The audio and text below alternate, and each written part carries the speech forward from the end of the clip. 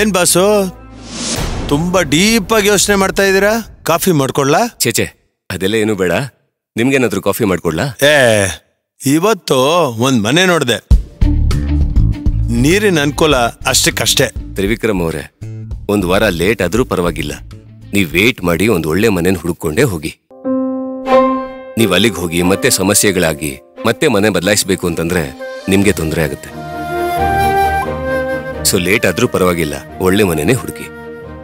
ನನ್ ಸೈಡಿಗಿರ್ಲಿ, ನಿಮ್ದೇನಾಯ್ತು? ನಾನು ಹೇಳಿದ್ದನ್ನೆಲ್ಲ ನೀವ್ ಯೋಚನೆ ಮಾಡಿದ್ರ? ಯಾವ ವಿಷಯ? ಓ, ನಿಮ್ಗೂ ಮರುವಾ? ಅಲ್ಲ, ನಾನು ಹೇಳಿದ್ದು ನಿಮ್ಮವ್ರನ್ನ ತಡೆದ್ರ ಅಂತ. ಓ, ಆ ವಿಷಯನ? ಬೇರೆಯವ್ರಿಗೆ ಹೊಟ್ಟೋಗ್ತಾರೆ ಅಂದ್ರಲ್ಲ ನೋಡಿ, ಪ್ರೀತಿನ ಹೇಳ್ಕೊಬೇಕು, ಕಳ್ಕೊಂಬಾರ್ದು.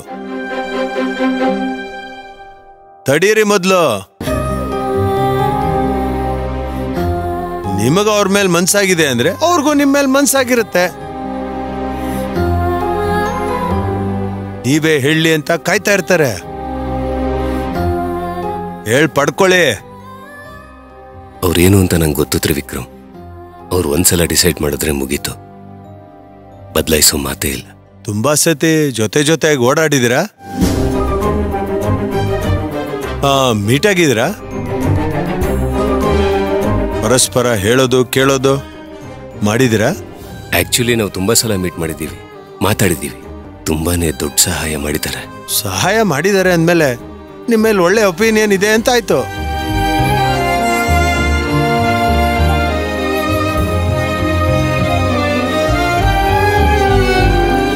ಹೋಗಿ ನಿಮ್ ಪ್ರೀತಿನ ಹೇಳ್ಕೊಳ್ಳಿ, ಅವ್ರನ್ನ ತಡೀರಿ. ಕಷ್ಟ ಅನ್ಸುತ್ತೆ ಅವ್ರ ನಿರ್ಧಾರನ ಬದಲಾಯಿಸೋದು. ಹಾಗಿದ್ರೆ ನಿಮ್ ನಿರ್ಧಾರನ ನೀವು ಬದಲಾಯಿಸಿ. ನೋಡಿ, ಮೊದ್ಲು ನಿಮ್ ಪ್ರೀತಿನ ಹೋಗಿ ಹೇಳಿ. ನೀವು ನಿಮ್ ಪ್ರೀತಿನ ಹೇಳ್ಕೊಂಡ್ಮೇಲೆ ಅವ್ರು ಯಾವ ಊರ್ಗಾನ ಹೋಗ್ಲಿ. ಯಾಕಂದ್ರೆ ಪ್ರೀತಿನ ಬಿಟ್ಟು ತುಂಬಾ ದೂರ ಇರಕ್ಕಾಗಲ್ಲ. ಪ್ರೀತಿನ ಕಳ್ಕೊಂಬೇಡ್ರಿ.